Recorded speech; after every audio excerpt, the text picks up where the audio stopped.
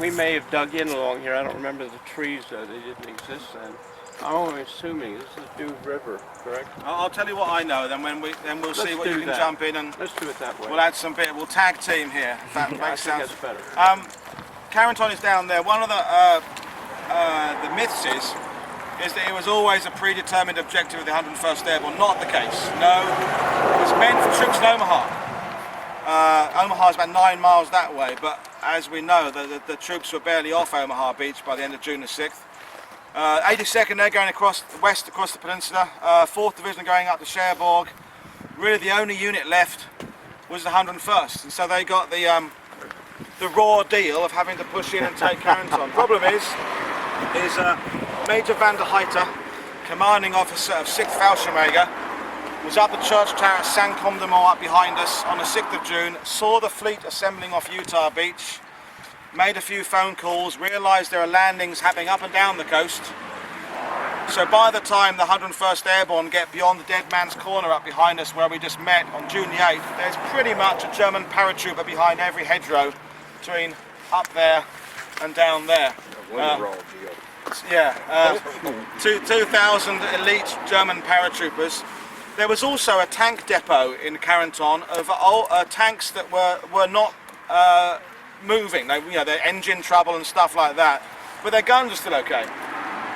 And van der Heijten had these things dragged around. Most of these were sitting around near the square, around the church. And we're talking 75mm guns on Stug, self-propelled guns, a few other Marders and stuff like that. About 5 or 6 of them firing up this road, trained on this causeway. And also a Nebelwerfer, the Meeming Minis rockets that normally fired up, firing horizontally up this road. Next problem is, and Guy probably remembers this, is all of these fields left and right were underwater because the Germans had closed the lock gates up there at Marquette. There's a photo here taken, albeit a couple of weeks later, of this road running through the middle. Some of it's drained off by then.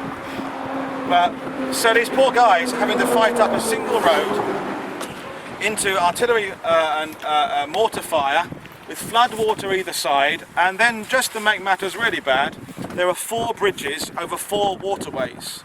Bridge number 1 is behind us. This is bridge number 2 ahead of us. Bridge number 2 was blown up on June the 8th by this is the only time I really talk about an enlisted German soldier on my tours. This guy here, August Gonnemann, and the German Fallschirmjäger call that bridge Gonnemann's Bridge because August Gonnemann blew it up. The Germans very cheekily blew up the bridge over the widest bit of water to thus make the biggest obstacle for anyone coming up this way. August Gonnemann, I've got 4 Canadians with me. It's interesting, he married a Canadian WAF in England, and he lives in Toronto now. Really?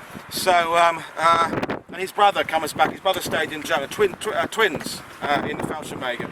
I include that photo there of a Fallschirmjäger trooper because I always say on my tours that these German paratroopers have exactly the same spirit and belief and brotherhood as the American paratroopers because they're the same type. They're the same. Maybe you could argue these guys are better because, I'm sorry guys, they've been doing it since 1940. That's the only subtle difference, is they've jumped into Narvik and Belgium and they've had a lot of time to get good at this. So a really good enemy here. But they did play fair. The Fallschirmjäger were elite, but they were pretty honourable. Because the road is under fire, the Americans couldn't get any real serious engineering equipment up here to bridge that river. But they offloaded some planks of wood and ropes up there at Dead Man's Corner, and overnight, it had taken most of June the 9th to get from Dead Man's Corner to where we are here. And the unit spearheading the advance down Purple Heart Lane, as it's since become known, was 3rd Battalion 502nd, or 50 Deuce, under command of Lieutenant Colonel Cole, who we talked about earlier on, who was involved in the wagon ambush with Dick Winters. Sorry for you, but and Cole's men are pushing down here, and Cole's men crossed an improvised bridge there, made of planks of wood and rope, overnight between the 9th and 10th of June. It took the whole night to cross the battalion across there. and about 1 in 3 of them were getting fire from down the bank because there were Germans down there. A guy called Reed Pelfrey. You ever met Reed? Yes, He was in Tacoma. Reed says, as his little platoon crossed, about 1 in 3 guys were getting pot shots from down the bank. The ultimate problem of taking the entire night to cross this one road, or one bridge, is that as they push on through the June the 10th down to Carentan, there's no means of falling back. There's no means of falling back because it's taken an entire night to cross this improvised walkway. Now I want to jump in now and say, what does Guy remember about the walkway, the bridge? Do you remember having to cross one of the rivers over bits of planks of wood, or do you remember it? All I remember is before you approach the bridge on either side, it was all inundated land. It was all flooded. Yeah. And we traveled through the water for a while up to here, and they were mortaring the road. That's why we were there. And occasionally a mortar would go into the water too. But then when it seemed to slow down on the roads, less mortaring, then we get up on the roads, then it was machine gun fire. And I think at the time we thought it must be coming off little islands out there or something. Yeah. I don't know. Where would the machine gun fire be coming from? Over that way. We're going to drive down here a bit later and stop at another point where the machine gun fire was coming from. I think, and I may be wrong, I think your battalion crossed a bit further that way because the road was under so much fire. So you don't think it's right here at the Duke River? Yeah, same river, but a bit further that way. I think you came through the fields there, nearer to where the modern highway is, because this road was just so dangerous. The bridge that we can see from here. Yeah, somewhere between us and the bridge over there. See, we followed the road, we didn't go out. We followed alongside the road. Yeah, I reckon you were sort of maybe 100 feet that way-ish from the road, but just avoiding the actual, because the point is, by the time 3rd Battalion crossed this waterway, the Germans have got that, they know where that is now. They're starting to hit that with water fire. So when 1st Battalion, then later on 2nd Battalion come up, we're not going down the same route because you don't make the same mistake twice, essentially. I just remember, let's say this is what Route 2, the main road is. Yeah. And here was a bridge right here. I know we were on the right-hand side, and there was just enough high land here to dig in. Okay.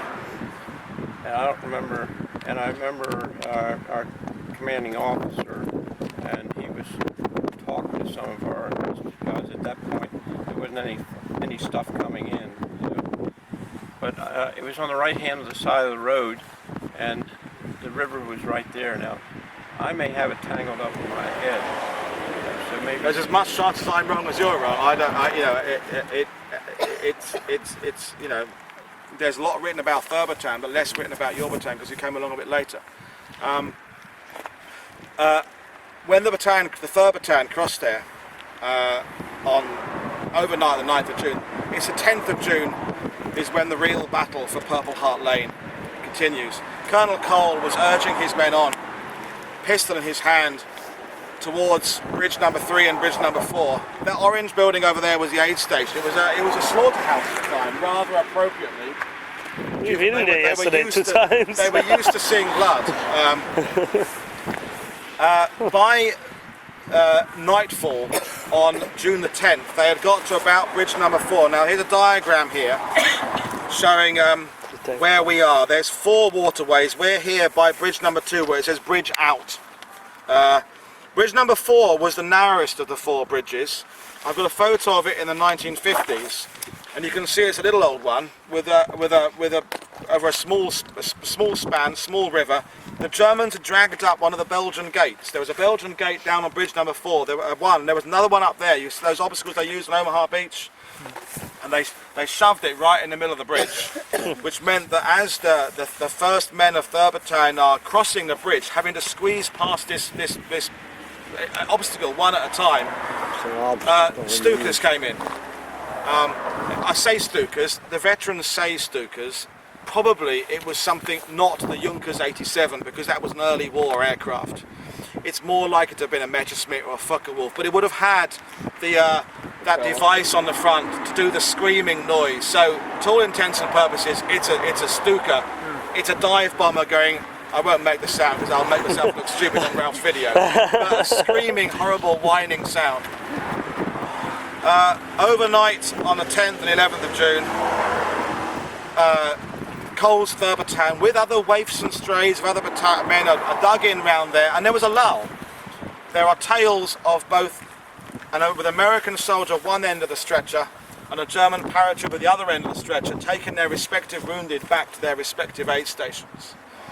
And then by the morning of June the 11th, Cole has, and we don't even have any idea how many men actually would have been with Cole then. It's very confused. Cole and Major John Stopka. Do you remember Stopka? Yeah. You're now meeting people who have met the people we've been talking about this morning. How cool is that, eh? He never actually talked to me. Okay, well, it was his loss, wasn't it, eh? Stopka and Cole are dug in around these areas that Guy was mentioning there, these little slightly raised areas either side of the road where the flooding hadn't got quite up to. And the German guns are in a farmhouse and a hedgerow to their front right. And Cole and Stopka realised that with it being daylight, or sorry, I should say, just about to become daylight, that the Germans are very quickly going to work out exactly where these guys are, and you can bet your last dollar that within minutes mortars are going to start hitting them where they are. So they're dead where they are. So Cole and Stopka crawl from man to man and say, look, have a cigarette, lads, because we're fixing bayonets in a few minutes, and we're just going to charge and hope for the best. Cole does coordinate some smoke. It's interesting standing here. It's very fitting because the wind does howl across here. It's a bit chilly standing here, but that comes into the story because the smoke that he orders is pretty much blown away after a few seconds. The order gets garbled. Some men don't hear the order, and I think some men actually just don't go, as I wouldn't have done, charging 200 yards across an open field with a bayonet on the end of my M1 rifle towards machine guns. We know exactly where the hell these things are. But screaming and shouting, Cole gets few of these guys through. He gets into a building, which we're going to next. I've got a photo of the view they would have seen when they charged. It's quite a rare photo from the 50s. That's the building where the Germans, majority of them are. It's a 200-yard dash across open country. Machine guns cutting these guys down like sides.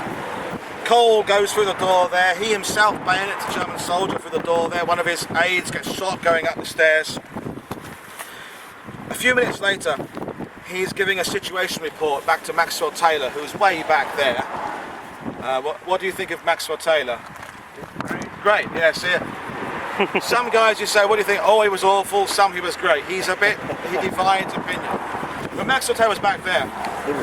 Now, all the books say that Maxwell Taylor gives a sit rep, a situation report. One of the things that made it come alive for me was when I met a guy. Guy may well have met this guy.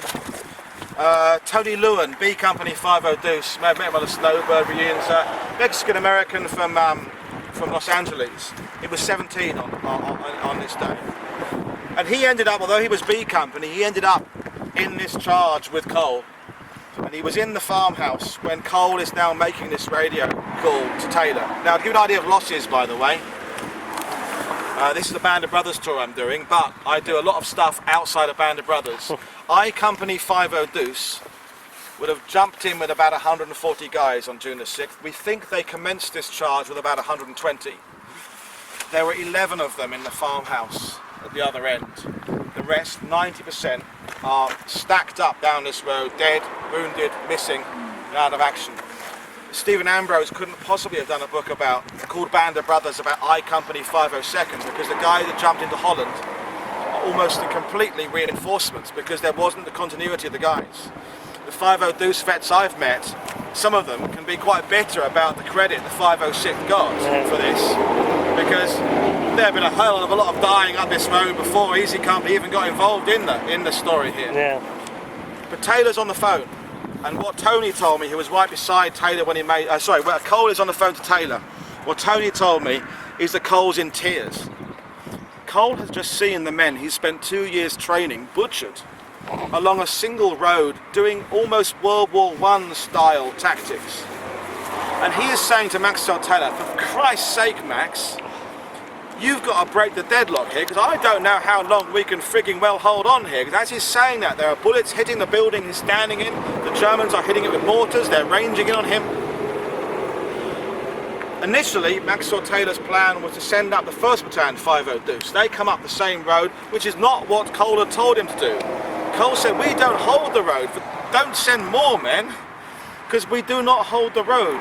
But he sends the 1st Battalion. Then he sends a 2nd Battalion, come in later on, a bit later on in the day. But the road's still under fire. But finally, ultimately, Taylor comes up with a plan he should have done right at the beginning, which was to outflank this obvious route into town. And the 506th Regiment, who've had a couple of days pretty quiet, mopping up snipers up near Angerville Plan, the place near where you guys are staying, come up here, and from where we are here, before they cross bridge number 2, the 506th head off south. The leading elements of the 506th do 12 miles that night because they're having to pick their way through the floods. But the men following, and you see this bit in the series where D Company lose E Company and Albert Blythe finds that dead Fallschirmjäger guy against a tree, and you see all that. Eventually, the 506th were in a position on June the 12th to come in from the southwest, and the bit most of my clients are familiar with is that bit in Band of Brothers. Yeah. When they're coming down the road. Well, we're going here later on, and we will talk about the 506th a bit, I'm sorry, but they were here. Obviously, you were doing the real job, but you know. What the series doesn't show you is what the events that led up to this. I'll show you a map now. Now ignore some of the arrows on this map because we're doing it for using it for a different purpose from what I use it for. Does that make sense? Yes. Right. We're coming down this road here. Here are the 4 bridges.